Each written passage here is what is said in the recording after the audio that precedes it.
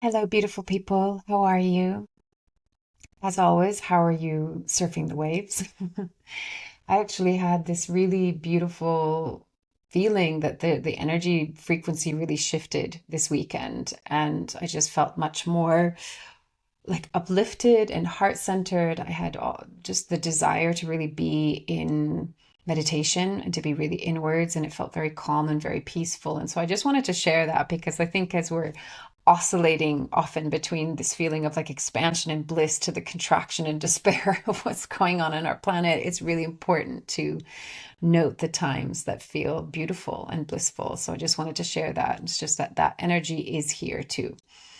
So, okay, so what came through today that I wanted to speak to is this one of the biggest illusions, and I think the biggest lies that we unfortunately believe is that we're not worthy, that we're somehow not worthy, that we're not good enough, that we need to be better, that we need to prove ourselves, that yeah, that we're feeble, weak, and incapable and powerless. And that is such a massive illusion and such a huge lie. And it unfortunately really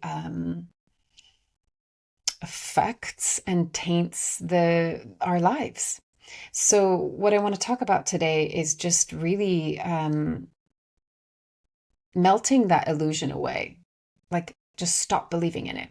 Stop believing in it because it's an illusion and it's a lie and it's not serving us. And part of this period of time that is, you could call it the great reveal, awakening, ascending, really it's just the remembrance. It's the remembrance of who we truly are, which is incredibly powerful, but not the kind of power that we associate with our current world, which is power that includes fear and control and greed and manipulation. It's like, no, no, no, true inner power. So I want to talk about kind of removing the obstacle of unworthiness and how to do so, and then really stepping into the truth of who we are. So that will be the point where we'll begin from. So let's dive in.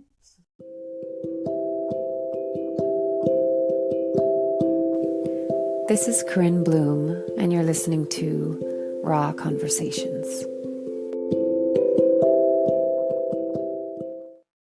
So, beginning with the lie, beginning with the illusion. It doesn't necessarily always feel like an illusion or a lie because it can feel very real because our identity, for many of us, I think all humans in some shape or form to some varying degrees have had to deal with this. Yeah, like deal with this, I don't feel worthy or I don't feel good enough. And it can come out in different ways for us all. But I don't think there's a human on this planet that hasn't come against that at some point in their lives. But it can feel very real because we've identified with it depending on what came out of our childhood, the way that we were spoken to, but also the story that we told ourselves in our childhood experience, right? So sometimes you could actually have like a really amazing childhood, and there still is something that came in that somehow we took something personal and we made it about ourselves, and we made it about our lack of worth, or lack of being lovable or significant. And so then that story then forms this identity, right?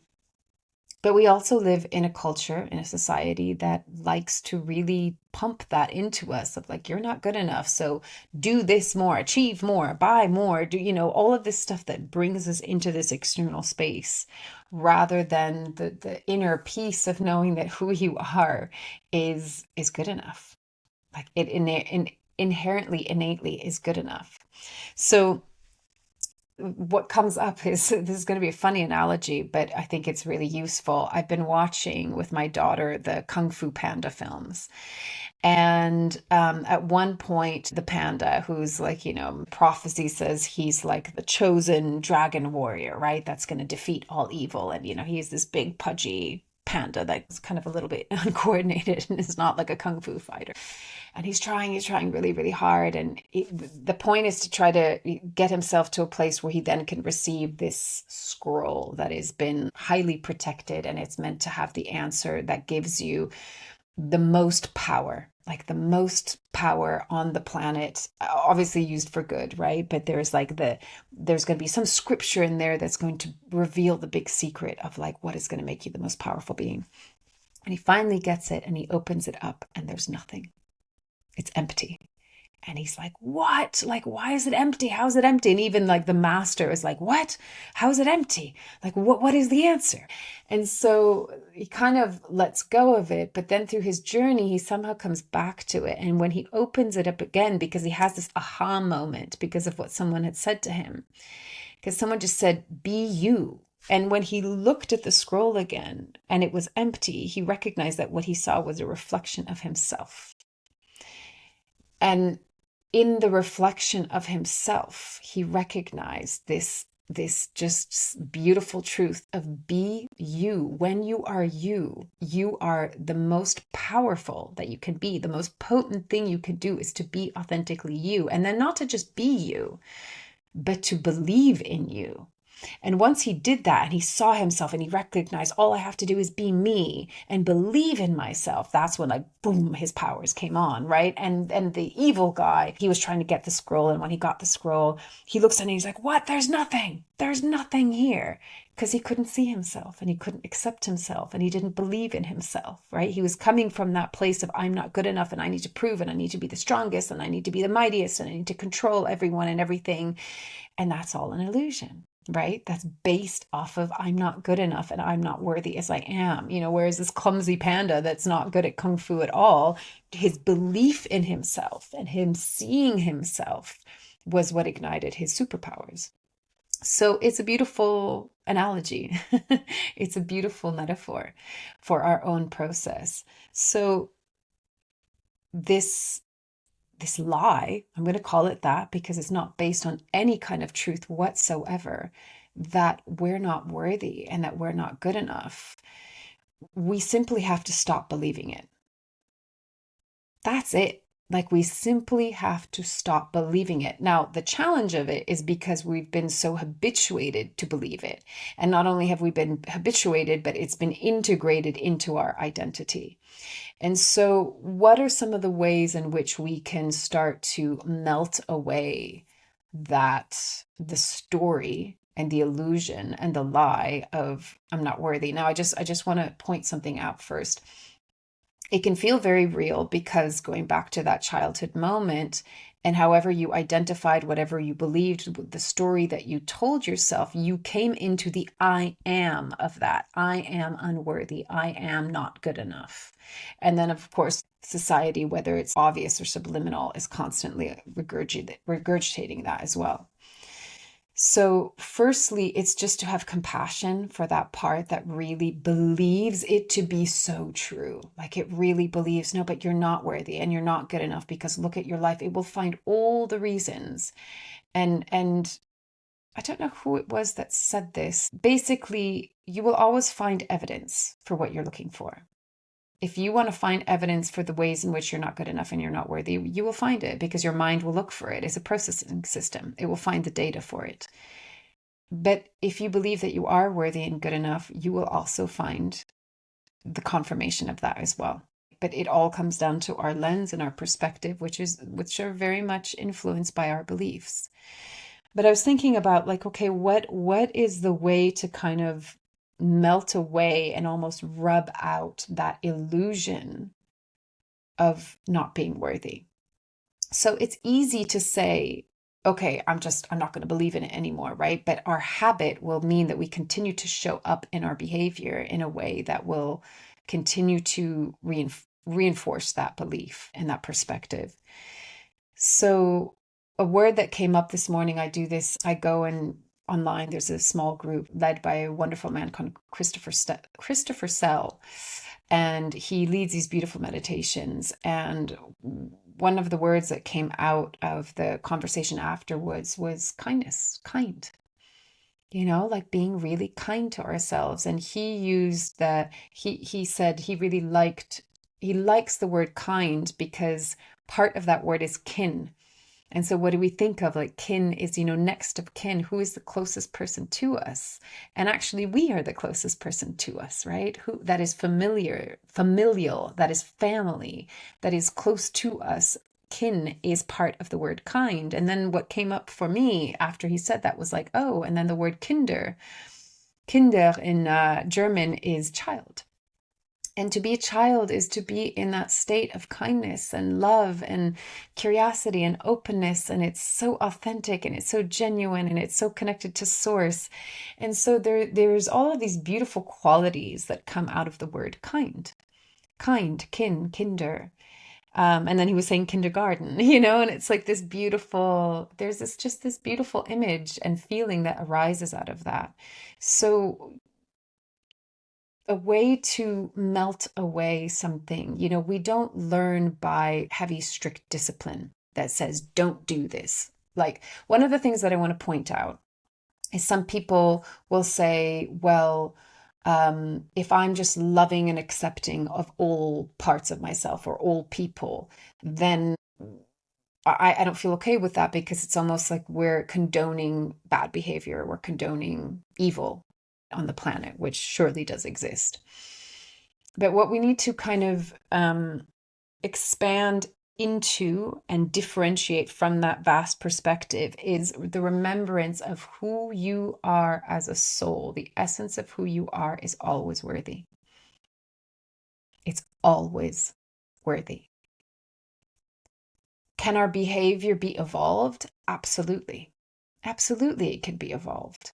But the canvas of who you are can never be touched in so far as what I mean by that is your worth can never be taken away from the foundation of who you are as a soul. And that goes for even the most evil person on this planet, right?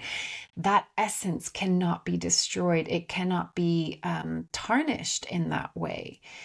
Our behavior, yes, can be evolved. Now, but here's the thing, no being ever learns through a kind of strict discipline that says, don't do this, like you're bad. Like basically what's happening is that we're being shamed into changing our behavior. We're being shamed, and through fear, we're maybe learning to do things differently, but it's not an embodied, wholesome, organic, authentic expression. It's this learnt outside in. I'm afraid that I'm going to be punished or exiled or criticized or judged if I do that. So I need to learn to do this. But it's this superficial outside in, like a mask gets put on, a layer gets put on, right? Another layer of density gets put on. It's like, no, it's not okay to be who you are. So you need to be this, right? And whenever we do something, any action or behavior from a place of fear, it's not genuine and authentic. So the way that we learn, let's say a child does something that, like, their behavior and their action in that moment was not great, right? Like it could use some evolving. One tactic is to go in through shame and punishment and to say, no, that was bad. You're a bad boy. You're a bad girl. Don't ever do that again. Go to your room. You don't get to do this. And it's like, what will happen is that they will go into contraction through fear and through judgment and through shame. And on top of that, they'll feel alone and isolated. And that's where the story begins of, I'm not good enough. I'm not worthy. I'm not loved. I'm not accepted. And so then all of the coping mechanisms come out. Whereas a real learning experience in that moment is for a parent to come in and to put their arm around them and go, okay, I love you. I'm here for you. I'm not going to abandon you. I'm not going to reject you. I'm not going to judge you, but let's look at your behavior. What can we learn from this? How did your actions affect somebody else? How does that make you feel? How do you think they felt? There's always a learning experience. And this is the school of life. And we're constantly learning through some of the wisest teachers are our relationships. It's our interpersonal dynamics that teach us the most. They are such a high spiritual path because they challenge us like big time, right? So, we could take something and either go into punishment and into shame And that kind of chips away and erodes our sense of self-worth and makes us feel unworthy and not good enough, and like something is wrong with us and something needs to be fixed and we should be so ashamed to be who we are. Or we can come from that, perspective of, you are worthy and lovable and significant and you matter and you belong no matter what. But let's look at this. Let's look at this together, and what can we learn so that we can do it differently the next time? And this is the fundamental difference between seeing through the eyes and the perspective of lack of self-worth and seeing through the eyes of worth. Is when, as adults, we're coming through unworthiness, we will miss the point entirely of what happened, and we'll go into the story of, see how you're not good enough and you should feel ashamed of this and you should feel guilty and bad and this is why things aren't working in your life, and we go into the whole story of it, right? And it makes us feel like shit. Whereas coming from worth, we go, okay, I'm here for you. I'm listening. I love you. I accept you as you are. It's okay. But let's take self-responsibility for this. Let's feel it. Let's feel what the repercussions were, the cause and effect, but without any judgment, without reprimanding, without shaming. What can you learn from this? What would you do differently? If you were coming from a place of love, how would you have showed up in a different way? And that's evolution, because then the next time you think about it before and you stop and you make a different choice and you act differently. And then this ties back into, like, how can we be more kind? How can we be more kind to ourselves, to others, to the planet, to everything? Right? But we need that pause point sometimes to stop our kind of triggered human instinctual behavior and come into a place of consciousness and self-awareness. But we cannot do that if we're afraid of ourselves, because we're afraid of the voice that told us, nope, go to your room, you're grounded, you're punished, right? We don't learn through fear. We're controlled through fear, but we don't learn and grow and evolve through fear. So that's why, coming back around to this point of how can we be more kind, it's like in that example and in that analogy, the parent is trying to create a learning opportunity, but through kindness, right? We learn very differently. Think about all the times when you were younger that, like, God, you didn't learn through that experience. You just felt so shamed and judged and scared and alone and isolated. And was that really a learning experience, or was it like a trauma? I actually remember I had an experience when I was about, maybe I was 16, because I could drive, and I was a ballet student. And so I was very disciplined. I was very dedicated. I was definitely being groomed for a certain path. And my teachers, one in particular, had a lot of expectation, like really a lot of expectation of myself, of me. And I was very dedicated, and I was very disciplined, and I was good, right? I was quote unquote good. And then one time I was a 16-year-old. I went to a party. I don't even remember it that much, where I was going to go to. I know, I think I went to a party, but I ended up actually leaving at some point. But two of my girlfriends stayed, and they ended up, like, doing what 16-year-olds do. And they ended up staying in their car or sleeping in their car, and a police had found them. And so obviously their parents, their guardians, were kind of told. And that relayed back to the teacher, and there was this whole drama, of how irresponsible and how terrible we were. And the end of it, I wasn't even there, but I came in and spoke to my teacher, because I was just like, right, I'm going to be in my integrity. I'm going to be in my authenticity. I'm going to speak my truth. I'm going to say what happened. I have nothing to hide. And I remember she looked at me with just the most terrible, shaming eyes, like that, like whoop, penetrated me. And it felt awful.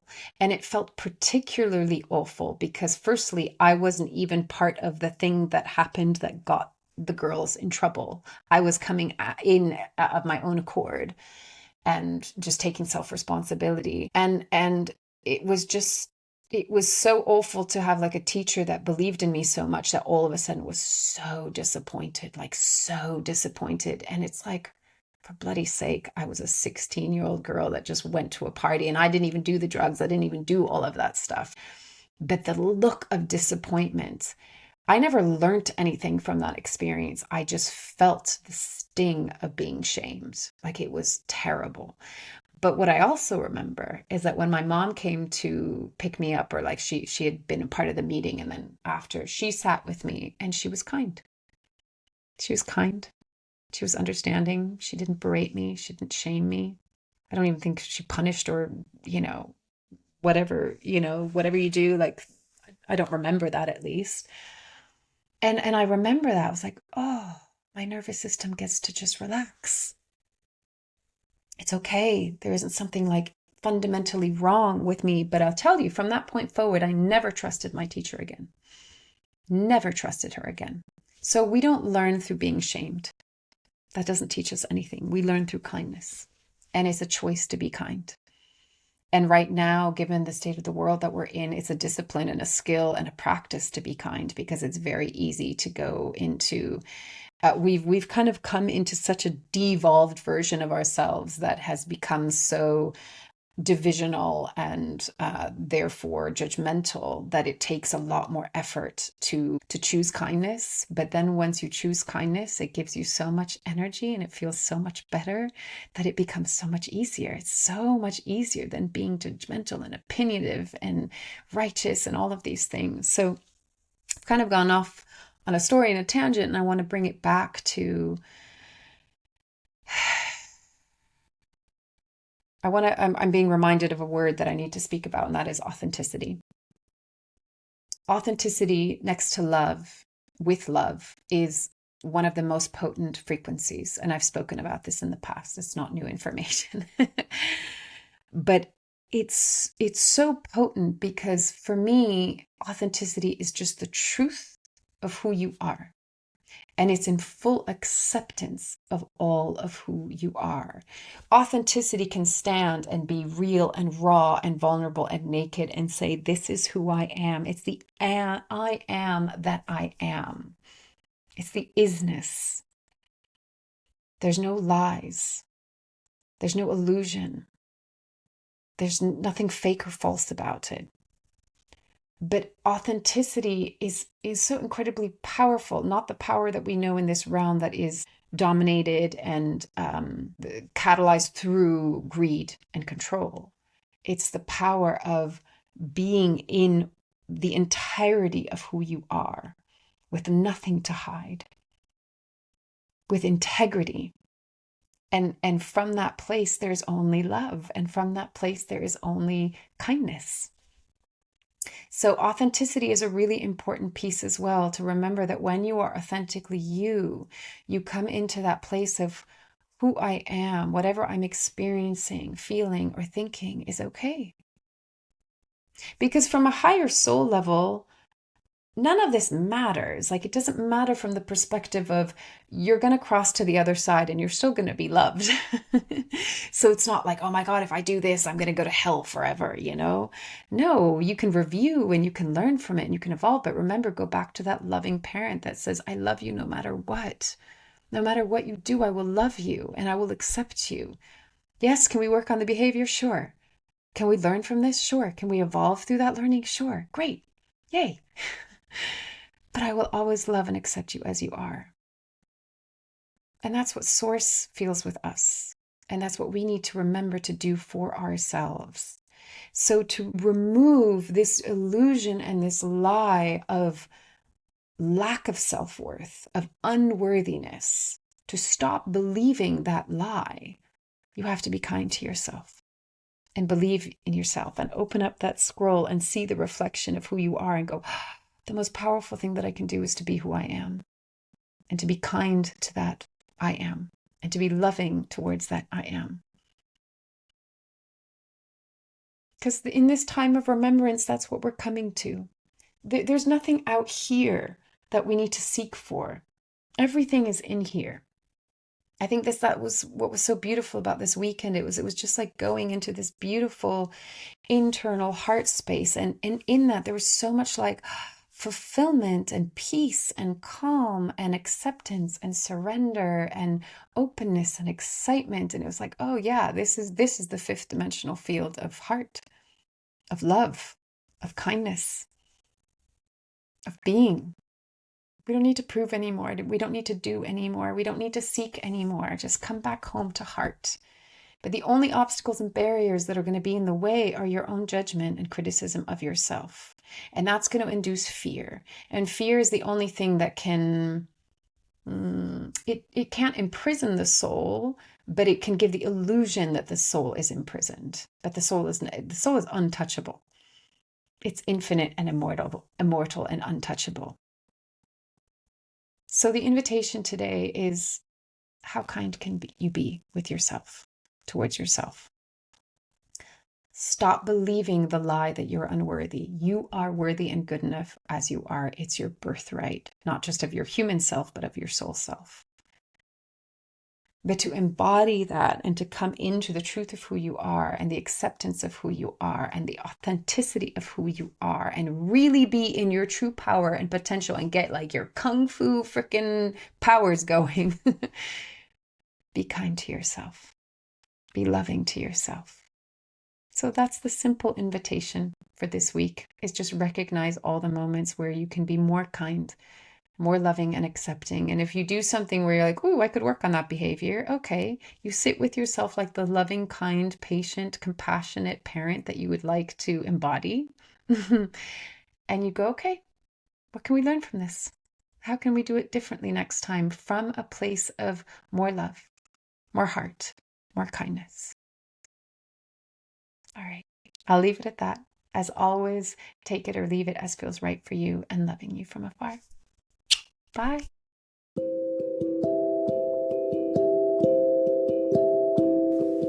You've been listening to Raw Conversations with Corinne Bloom. Thanks so much for showing up, listening in, and being a part of the conversation with me.